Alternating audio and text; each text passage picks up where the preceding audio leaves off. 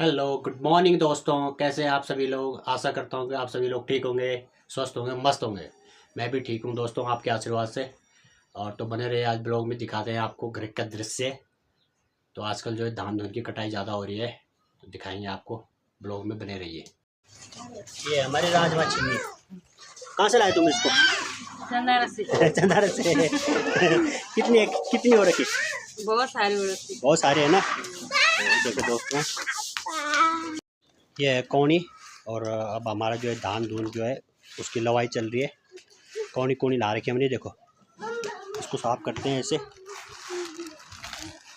लंबे दिनों बाद सुरेंद्र भाई के साथ मिलना हुआ। नमस्कार भाई जी, मैं सूरी जौनपुरी सुरेंद्र सिंह आंगड़ के नाम से हूँ मैं। और ये हमारे बड़े छोटे भाई साहब है, हमारे मामा के बेटे हैं देवेंद्र पुरवाण। और ये हमसे कुछ पूछना चाह रहे हैं, गांव की क्या है, समाज क्या है, यहाँ की संस्कृति क्या है, यहाँ का खान पान क्या है, यहाँ की उपजाऊ ज़मीन क्या है, क्या क्या होता है, ये बताएंगे।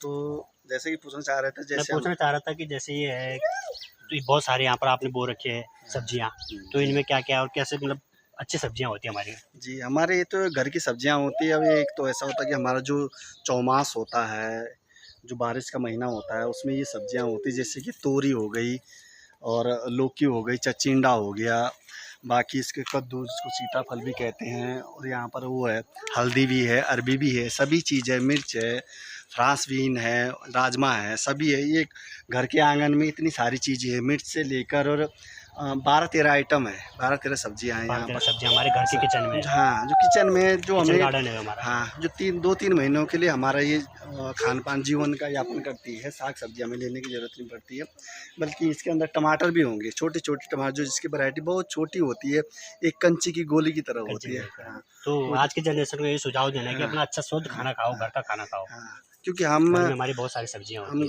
गवर्नमेंट सर्विस भी है, लेकिन आज हमारा त्यौहार है जो यहाँ पर जागड़ा पर्व होता है जौनपुर जौनसार। तो मैं ये भूल ही गया था कि हमारे जो बड़े भाई हैं जल संस्थान में है, तो इनकी ड्यूटी आजकल विकास नगर कालसी में है। हाँ, डाक पत्थर में चक्राता में हूँ। मैं आऊँगा, वहाँ घूमने आऊँगा, वहाँ के हम ब्लॉग बनाएंगे। तो हमारे त्यौहार होता है, इसलिए हमारा थोड़ा आजकल जो सीजन होता है, घर की एक ककड़ी होती है जिसके लिए हम ककड़ी और मुंगरी चोरी करते थे पहले। वो हमारा एक सबसे बेस्ट वो होता है, हमारा त्यौहार होता है जिसके नाम जागड़ा और दुबड़ी भी होता है, जो 2 दिन बाद दुबड़ी भी होने वाली है, जिसपे मक्का, झंगोरा, कोदा सभी को ज़मीन में गाड़ा जाता है। उसमें तब 12 बजे के उसमें तब जब ढोल बाजी जो यहाँ का शब्द बोलते हैं इसको, तो वो जब पड़ता है तो तब गांव के सभी लोग उखाड़ते। तो उसमें रीति हमारे सांस्कृतिक है जो जौनपुर जौनसार की जो, तो आप तो जानते हैं कि जौनपुर जौनसार हिमाचल जो संस्कृति के नाम से ही जाना जाता है। जैसे कई लड़के हम पर अपनी संस्कृति भूल रहे हैं, तो उनको आप क्या बोलना चाहेंगे? कई लड़के, कई सारे लड़के हैं, कई लोग पलायन जो कर रहे हैं वो लोग सब बोल रहे हैं, उनको ये पता नहीं। आपको एक नौकरी भी करते हैं अपनी, मैं भी नौकरी करता हूँ, और अपनी उससे भी हम अपनी भूमि से भी बहुत प्यार करते हैं। आपने देखा होगा, कभी आप भी जाते हैं, तो उसको आप क्या कहना चाहोगे? जैसे कोई लड़के के अपने, ठीक है, मैं ये कहना चाहता, चलो ज़माना मॉडर्न हो गया, चलो कहीं पर कुछ हो नहीं रहा है, कहीं पर शिक्षा है, कहीं पर शिक्षा स्वास्थ्य नहीं है, कोई नहीं, उसको तो मैनेज करना है। पर अपनी संस्कृति अपना ला, देखो ये ज़मीन है, ये ज़मीन हमें शहर में नहीं मिलेगी। कल कहीं ऐसा अध्यादेश आ जाएगा सरकार के द्वारा, राज्य सरकार या भारत सरकार के द्वारा कोई अध्यादेश आ जाएगा कि जिसके लिए हमें ज़मीन है। यहाँ पर बाहर का लोग होम स्टे बना रहा है, होटल बना रहा है, ढाबे बना रहा है, फास्ट फूड की दुकानें खोल रहा है। हम अपने गांव को छोड़कर, अपने समाज को छोड़कर शहर में जा रहे। हम यहाँ पर देखिए, हमारी कहते हैं कि हवेली है ये मकान है सुरेंद्र भाई का, ये एक बरामदा है, इसमें छोटे छोटे बच्चे क्रिकेट भी खेलते हैं। हाँ, तो हम शहरों में रहते हैं, मैं भी सरकारी गवर्नमेंट सर्विस में हूँ, तो मैं एक कमरे में रहता हूँ। तो एक कमरे में कैसे जीवन यापन करते होंगे? यहाँ पर सब मकान, 3 कमरे आगे हैं, 3 कमरे पीछे हैं, एक बरामदा खेलने के लिए नीचे है। तो ये लगाओ कि 12 कमरों का मकान है यहाँ पर, और 10-11 सब्जियाँ यहाँ पर, 10-11 सब्जियाँ, क्योंकि इतनी सारी सब्जियाँ हम गाँव में उगा लेते हैं, तो हमें इतनी ज़रूरत नहीं पड़ती है कि हम। मैं यही कहना चाहता हूँ कि जो हमारे हैं, मैं भी 40 साल की उम्र में हूँ इस समय।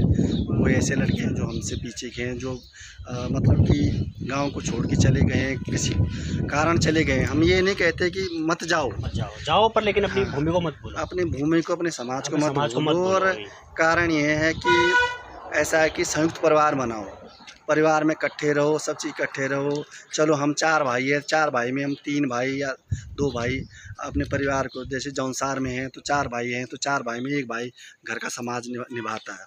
वो चाहे बेटा उसने पॉलिटेक्निक करा हो, चाहे उसने कुछ भी एग्रीकल्चर से कुछ डिप्लोमा करा हो, लेकिन 1 भाई घर में रहता है, तो इसलिए वो अपना समाज निभाता है। हमें उनसे सीख लेनी चाहिए कि हम इसी तरह से करें। नहीं तो कल देखो नौकरी तो हर किसी को नहीं मिल सकती है, और सरकारी नौकरी आज तो सब नौकरी करेंगे तो खाएंगे क्या? इतने भारत जो है वो अरबों की जनसंख्या वाला देश है। तो अरबों को किसी को नौकरी नहीं मिल सकती है। जब अनाज नहीं रहेगा तो पेट में कैसे जाएगा?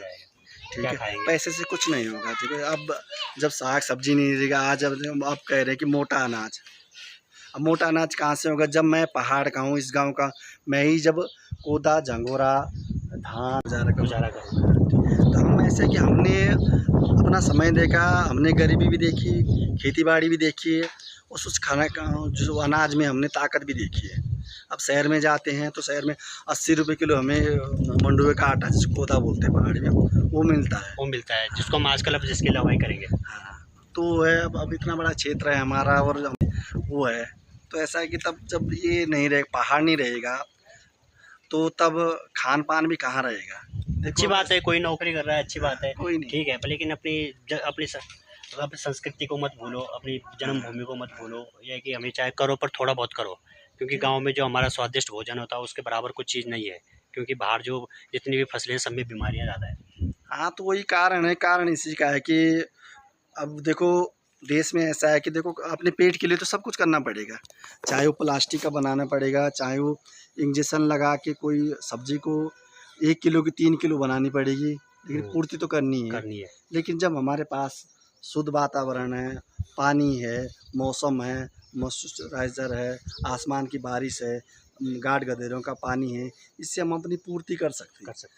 ज़्यादा नहीं तो कम अपने पेट के लिए हम कर सकते हैं। मेरी यही राय है कि मेरी बात का कोई बुरा मत मानना। मैं एक अच्छी शिक्षा, मैं एक गवर्नमेंट सर्विस हूँ, हमारे परिवार में सब गवर्नमेंट सर्विस है, लेकिन हमने अपनी जो जहाँ से हमें जन्म मिला है, जिसने हमें दिया, जिस माटी ने दिया, जिस खेत ने हमें दिया, हम उसको कभी नहीं भूलेंगे। हम तो इतने में इंतजार में, हमारा रिटायरमेंट 60 साल के कब हम अब बकरी चुंगाएंगे। और हमारे बड़े भाई 10 बार फेल हुए, इन्होंने मेहनत नहीं छोड़ी, मेहनत करके आज फिर भी सरकारी नौकरी पाई है। 10 बार फेल हुए ना। बिल्कुल, मैं आज तक भी 10वीं में हूँ फिलहाल। मैंने 1999 में फर्स्ट बार हाई स्कूल का पेपर दिया था, और आज तक भी मैं देता ही आ रहा हूँ। ठीक है, वो तो अपना वो है कि शिक्षा भी बहुत ज़रूरी है शिक्षा। नौकरी भी कर रहा हूँ, नौकरी मैंने मेहनत करी तब है, पर ये जो है हमें इतना इंतज़ार कि मैं 60 साल का कब अपने जो हमारा डांडा होता है, एक छानी होती है हमारे यहाँ से 4 किलोमीटर, जो ये दिखाएंगे अपने वीडियो कैमरे में, ये ऊपर दिख रहा है आपको, जो लास्ट पहाड़ दिख रहा है, जहाँ पर बादलों से ढके हुए हैं पहाड़, ये लास्ट है। तो हम लास्ट है, वहाँ जाएँ। 6 महीने के लिए हम वहाँ बसते हैं। बैसाख के महीने हम अप्रैल में ऊपर चले जाते हैं, अक्टूबर में नवरात्रों में हम नीचे आ जाते हैं। तो वो है हमारा जो हमारी जन्मभूमि, कर्मभूमि, जो हमें कुछ देता है तो वो देता है पहाड़। इसलिए भाई साहब हमें भी देर हो रही, आज जागड़ा पर्व है, तो हम थोड़ी ख्याल से भी आएंगे, जागड़ा का भी दिखाएंगे आपको नृत्य। आप लोग मेरी बातों जो भाई जी ने कहा वो दिल में लेना, वो दिल से उसको हो सके तो जितना मैं कह रहा हूँ उतना आप लोग भी कहना है जो वीडियो को देखेंगे। धन्यवाद सर।